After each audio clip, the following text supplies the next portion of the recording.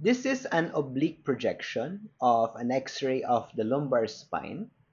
Number 1 here is the transverse process. Posterior to it, number 2 is the pedicle. Superior to the pedicle is the superior articular process.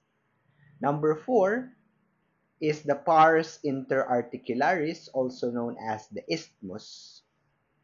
Number 5 is the lamina. 6 is the inferior articular process. 7 is the spinous process. Number 8, this radiolucent or dark space here is the interlaminar space. Number 9, the intervertebral disc between two lumbar vertebrae. And number 10 here is the classic Scotty dog sign.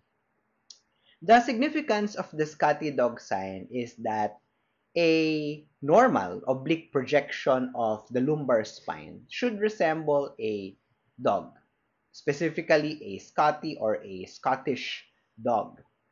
When there is a defect in the pars interarticularis, which is the neck of this dog, then the head of the dog will be discontinuous with the body, the Scotty dog sign.